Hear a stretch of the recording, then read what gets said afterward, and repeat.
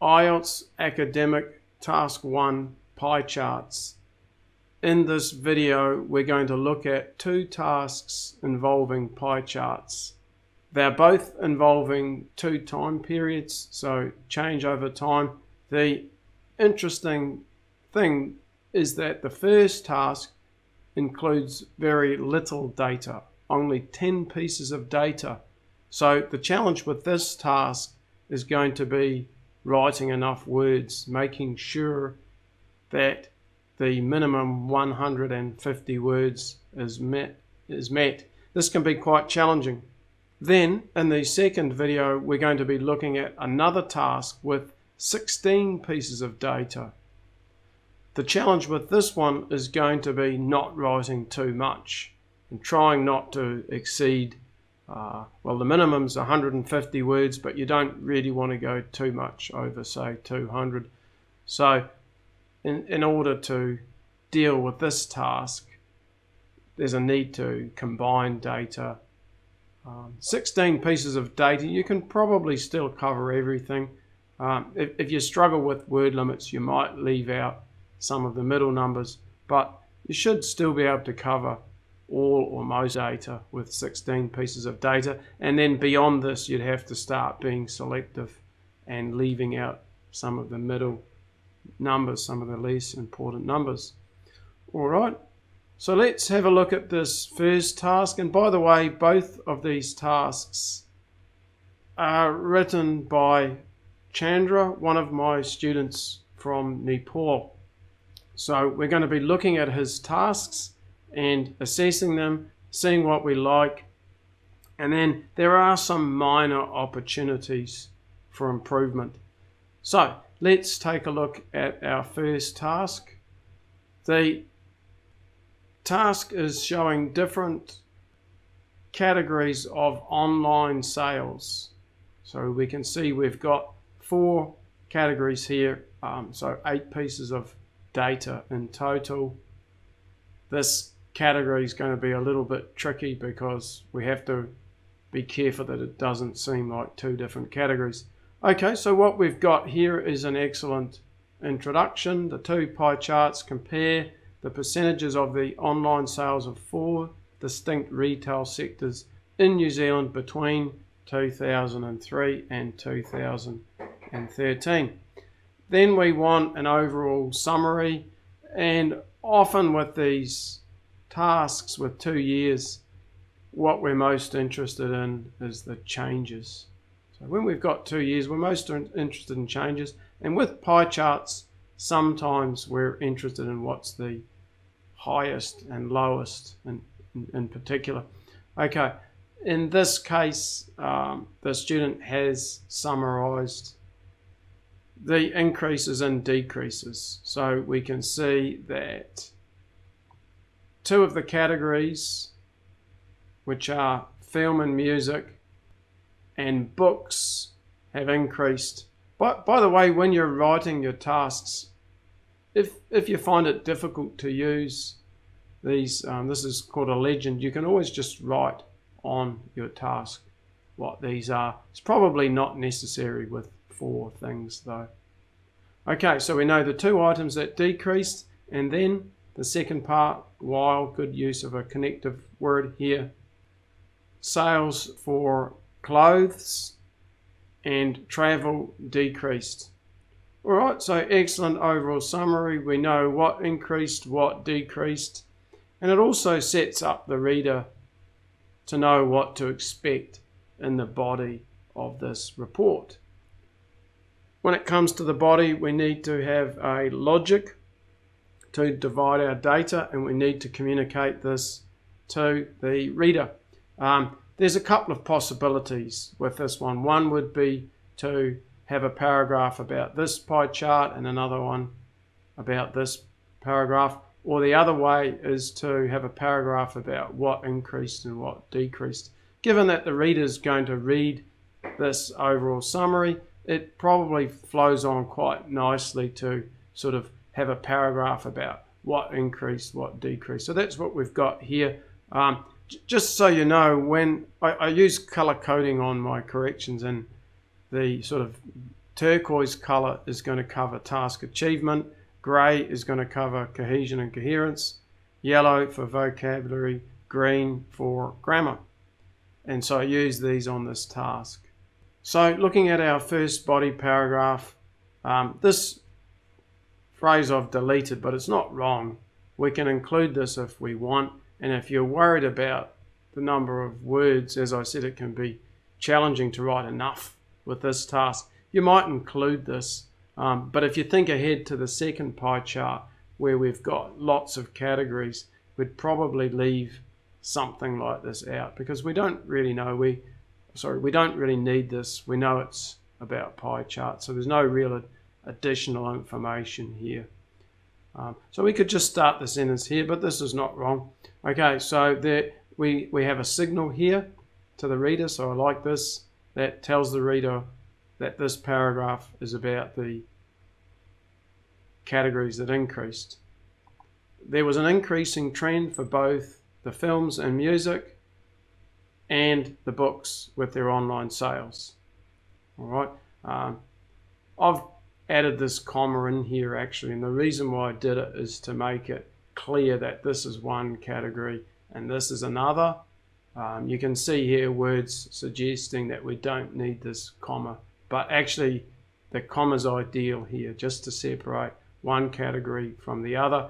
Otherwise, if we take that out, it starts to look like it could be 1, 2, 3 categories. Remember, it's because of this. This category includes 2 items, films and music. We could possibly paraphrase this too to movies. That would be even better. When you get to books, don't write something like novels because novels is too specific. Clothes could be clothing. All right. So we know that these 2 categories increased, and then more specifically, so now we have the details. The online sales for music soared. Great use of vocabulary here, and it's accurate 21% to 33%. So this is great language, and it's helpful for the vocabulary score. It's also helpful for the task achievement because we're not just saying that it increased, it soared, so that's like a big increase. So this word is helpful for the score for vocabulary and for task achievement. And then some additional information here, which was the highest percentage and which is good for grammar because it creates a complex sentence. We're adding on something extra to the sentence. And then we move to the second piece of data. The same trend was observed, so same trend and increase in regard to the online trades for books, which also increased. But take out the also. The also in here is not great. And the reason why is because, yes, it also increased, but the percentage is not the same, which increased from 19% in 2003 to 22% in 2013. So nice paragraph here. The reader knows that it's about the increases, and we see the trend for the 2 categories. Then we want to move on to our second body paragraph, which is going to be about the decreases, and we've got this signal here, so this is useful for the reader. This phrase is fine, and again, if you're worried about your minimum words reaching 150, write a wordy expression like this. If we wanted to, we could just write in contrast. So we could reduce that, and so really with this task, use lots of, I want to say wordy linking phrases, but I mean not to a negative extent, but you can be a bit more wordy on this task, and then with the next one you don't want to do that because there's so much data. Okay, so we don't want the. In sharp contrast of this, there was a decreasing trend with the online sales for travel and clothes. So again, we know the 2 categories, travel and clothes. These are both decreasing. So the reader knows what to expect in this paragraph. This is a good first sentence. We could say particularly here, it's not exactly wrong. I guess this is the same as this more specifically here. Yeah, I changed my mind. Maybe this is okay. I think it is justified because this... Oh, right, I remember why I don't like this. This would be justified, like particularly if the decrease here is going to be the more significant one. So particularly sort of means of higher significance. I don't think that... So here the decrease is 7%, here it's 8%. Not so... That's the reason why I deleted that. Not a big deal. It's not really having an impact on the score. You can keep it in, take it out. There's not a big difference. I'd probably leave it out. In 2003, the online sales for the travel sector accounted for 36%, but this proportion decreased by 7% in 2013. So we know it's now going to be 29%. You don't need to write the 29% in. That's fine. The reader can do that. And there it is there, 29%. If I'm the examiner, I might just check that everything worked out fine, and it did. And the reason to do this, to put the amount of the decrease instead of the actual figure, is just for a bit of variety. So I think this is a good idea, doing this, and I think it adds to the variety of the task. It avoids having repetitive language, repetitive vocabulary, and sentence structures. Oh, by the way, I added in this "the" here because it's a specific sector, very minor detail there. It doesn't have a big influence on the grade. Also, the online sales for clothes dropped off by 8% from 24% in 2000 and it might have been me that deleted this. This should be 2003 to 16% in 2013. Words 195. So that's pretty good. The writer did a great job of making sure that he wrote enough. So let's see what sort of score I would now give this task. I use this as a guide when I'm giving feedback. The fact that he's gone a little bit over 190s, that's not a negative. This is an issue. If it's under 150, minus 1 off the score here. But going a little bit over 190, not a big deal. I just encourage people to try and keep within these limits, especially lower level writers. High level writers might exceed these. It's just kind of like a goal, but the 150 is not. That's really important. Overall summary, yes, I liked it a lot. That was done really well. All key data covered, data highlighted well. Yeah, I think this was done really well. Let me show you what I like. First of all, I like that all the data's in here, and it must be when there's only 8 pieces of data. But I also like some highlighting here about the soared. Not just that it's increased. This indicates a dramatic increase. And I also like the highlighting of the highest percentage here. If I wanted to be critical, there possibly could be a bit more highlighting. So it's essentially, there could be, like we could know that this is the highest in this year, and this is the highest in this year, and this is the lowest in this year, and this is the lowest in this year. So those are the sort of things that I think are highlights. But there's enough of them in here. There's enough in here for 8, I think, but not 9. I wouldn't think quite 9 because not all of these highlights are in here. And since there's only 8 pieces of data, there possibly could be a bit more highlighting. But it's clearly an 8 because there's a really good overall summary. All the data is included, and there is a fair amount of highlighting in terms of the highest percentage in the soared here. So I think this is good enough for 8. Everything's reported accurately. 8 here, but not 9, but close enough. Excellent job done. And then let's think about the cohesion and coherence. Logical separation of data into paragraphs. Yes, we've got the highest and lowest. Paragraphs highest and lowest. Body paragraphs start with a phrase that indicates the data in the paragraph. Yes, if you're wondering about what I'm talking about here, it's this that we can see: increasing trend, decreasing trend. This makes it easy for the reader. They know how the information has been categorized, how it's sorted into paragraphs, and this is an important aspect of getting a high score for cohesion and coherence. Logical paragraph development, yes, we've got the highest numbers first and then the second, then the so it's going from highest to lowest, and this is excellent. And linking phrases used well, yes they are. So I'm going to give this 8 here. Vocabulary, sorry, that was there already. Let's see, let's check if we've got any inappropriate word choices. This is the first thing that we want to be thinking about. It's all correct. There aren't any errors. We've got some paraphrasing here. Some paraphrasing. This hasn't been copied. There could, like, I'm thinking 8 for this task and not 9. So why not 9? There could be a bit more paraphrasing. Like films could be movies. Clothes could be clothing. But that's quite minimal.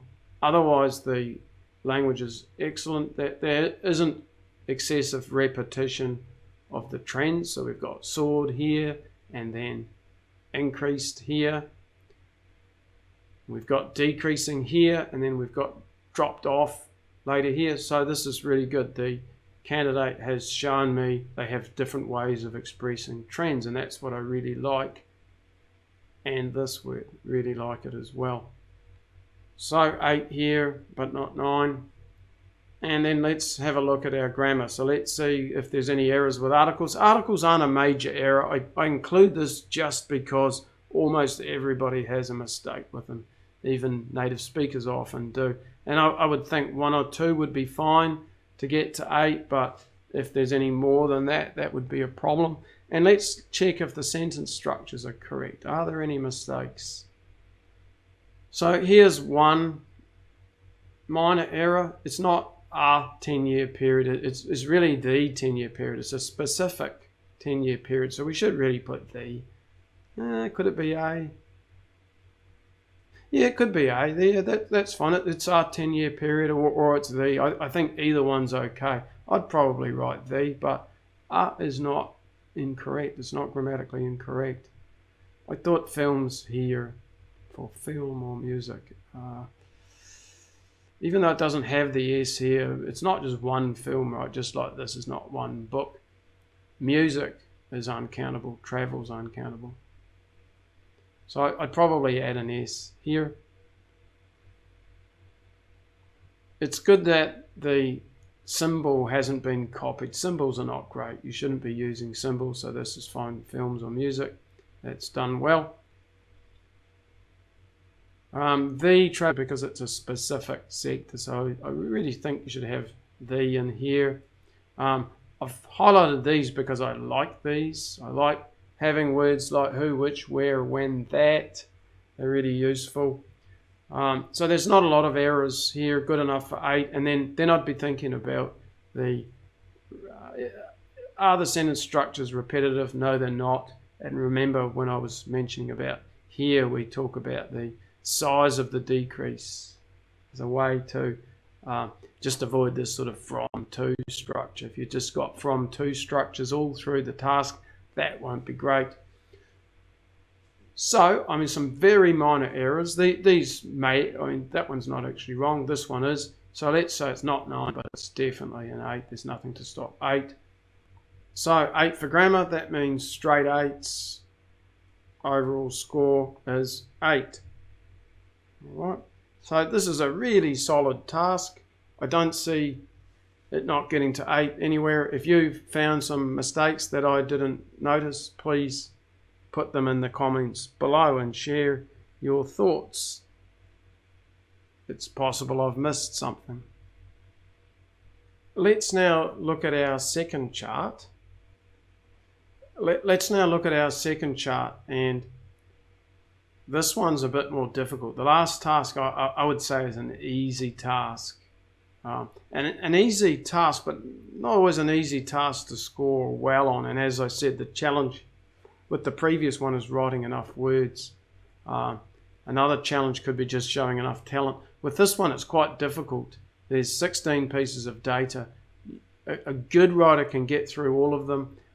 If you're not a strong writer, if you have trouble controlling the length of your reports, you might have to leave out some middle figures. So the highest, and you can't leave out the highest and lowest. These are always key. But you could leave out a couple of the middle figures, perhaps. But a good writer will still be able to get through them all with 16. And then, like, let's say it's 20, it's getting too hard. You can also look for numbers that are the same, but there aren't any in this task. So it's a bit tricky, because normally we'd have some percentage that's the same. All right, so let's have a look at how well this task is done. And again, it's the same writer. We've got Chandra writing again from the British Council in Nepal. Let's have a look at his tasks. He always writes high quality tasks. Let's look at the strengths for this one and see if there's anything we can improve on. And with this one, the part of the challenge is to write tightly. With this one, I forget how many words he wrote, but it's not so many words. He did a really good job of controlling the number of words, which is important. So just to have a look at the data, we've got 2000, 2006, and it's different sectors of the economy and the percentages they contribute. And again, we're going to be interested in the increases and decreases and possibly the highest and lowest numbers. We've got to start writing our task by paraphrasing instructions, and that's what we've got here. The two pie charts compare the proportions of different economic sectors that contributed to Turkey's economy between 2000 and 2016. I've changed this word because we've got a noun here and we really want an adjective. Economic sectors. I like that the word percentages is changed to proportions. That's really good.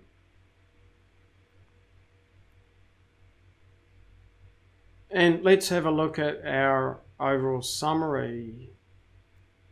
Remember with the last one, the writer told us all the categories that increased and all the ones that decreased. Too hard to do with this task. It'll make a really long overall summary, and we don't want to do that because remember, it's going to be a challenge to control our words here. So he's done a good job. What he's done this time is tell me what's the highest in each year, and I think that's a really good idea. So we've got agriculture contributed by far the highest percentage in the beginning. Really nice language and really good for task achievement. Not only we know what's the highest, but it's by far the highest. See, there's nothing close to it. Nothing close to it. So it's not only the highest, it's by far the highest. And then we know what it is in the second year. We must know what it is in the second year too, or it won't be complete. It's not agriculture this time. If it was still agriculture, we could just say agriculture was the highest in both years, but it's not. So it's this and this year and this and this year. So I think that's a really good overall summary. So this is exactly how I would do it. I wouldn't do any differently. You might be tempted to think, well, should I put the lowest in? Probably not, because we have to say so much about the highest. So if agriculture was the highest in both years, we could just say in both years, agriculture was the highest and finance, business and other was the lowest. But this is not the case, and so the way this is written is exactly how I'd do it. Here's something I don't like though. I like that we've got a logical organization of data. Basically what we've got is the same as last time. In here we've got all the categories that increased. In here we've got all the categories that decreased, right? So this is good. We have the logic. It kind of is communicated, but it's not communicated in the most ideal way.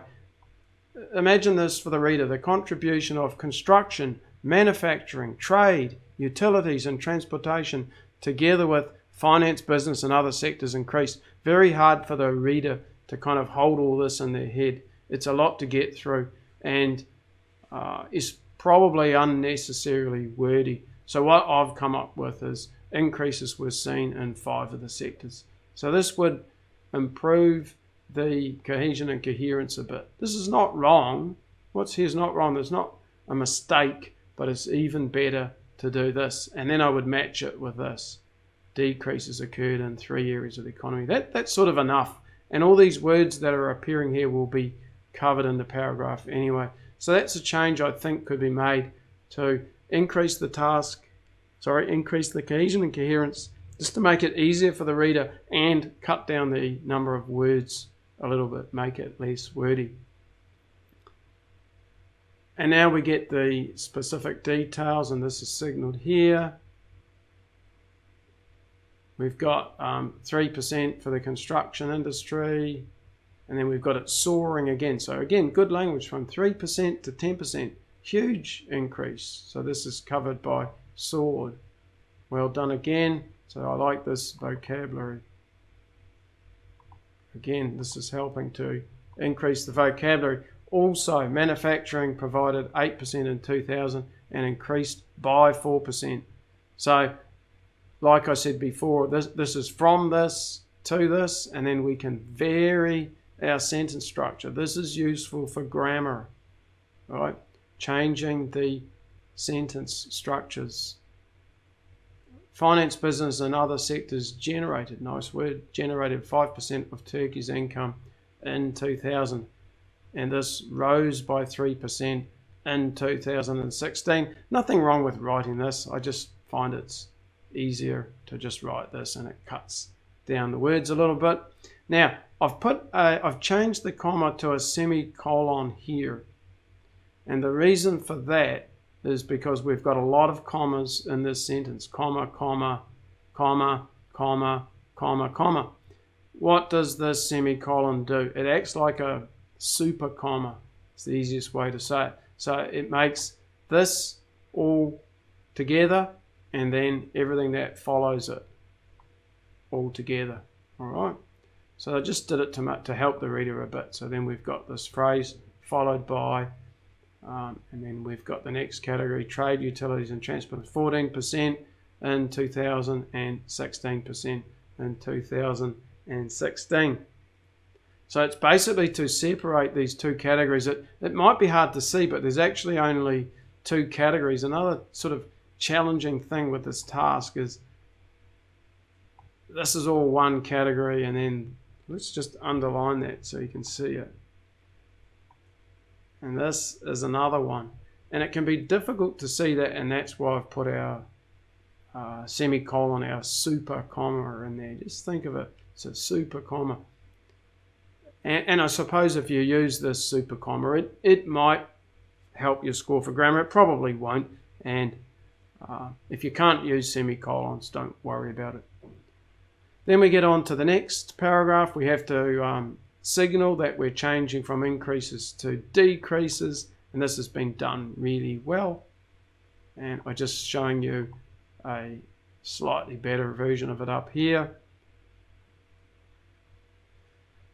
Like this word accounted for. This is really great language. In 2000, agriculture accounted for. I often see words like witnessed. Agriculture witnessed 24%. Did it? Did the agriculture witness anything? Can agriculture witness something? Can plants witness something, or is that people? So I really hate this word witness. Accounted for, much better. And dipped. I like this here. This is some more great language. So the examiner's looking for talent. The examiner's not just looking, oh gosh, the student made a mistake here. The candidate made a big mistake. This should be of and not in. Oh, huge mistake. Score comes tumbling down. No, this is very minor. Very, very minor. And this is wonderful. Absolutely wonderful. So the overall effect is positive here, but this dipped to 14%, and dipp's quite good language here, as I'm saying. Now the next sentence. Leisure and hospitality and government sectors. Remember, this is all one thing, which can get a bit messy. Is it all one? I think it's all one. Oh no, it's two, yeah. So this is where it gets messy because it looks like three things. So I'd probably stick a comma in there just to help. Leisure and hospitality and government sectors comprised 17% and 12% in 2000. And then we've got that they shrunk to this and this in 2006, respectively. Respectively is a useful word that adds something to the cohesion and coherence because it's telling the reader that this one is dropping to this one and this one is dropping to this one. It helps tell the reader that for sure these are matched up. So it helps add to the cohesion and coherence. It helps the reader to understand the data more. I added in the here, while the contribution, it's a specific contribution, the one from the healthcare and education sector. Oh yeah, there's all one sector. If they were two separate sectors, that'd be different. Then I'd have to take this out and put contributions, but that's all one. Sounds healthcare and education, okay. Plateaued, I know exactly why this word has been used. A plateau, it's not really, I don't want to say it's a huge mistake here, but really they're just the same. A plateau occurs when we've got multiple time periods, and two or more of those time periods are the same. But there should be some other data on at least one other side of the plateaued data. So we really need more data to talk about a plateau.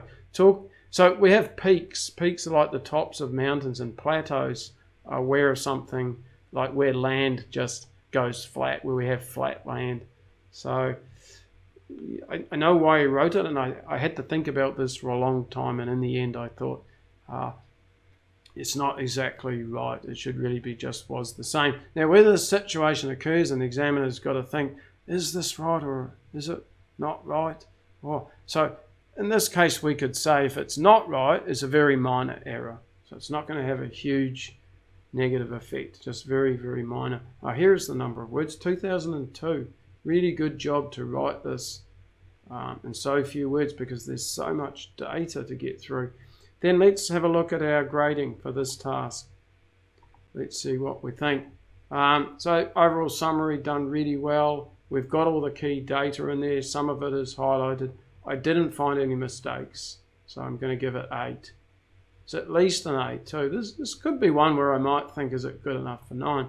Because it's challenging. It's challenging and it's been done very well. Logical separation of data, yes, into highest and lowest.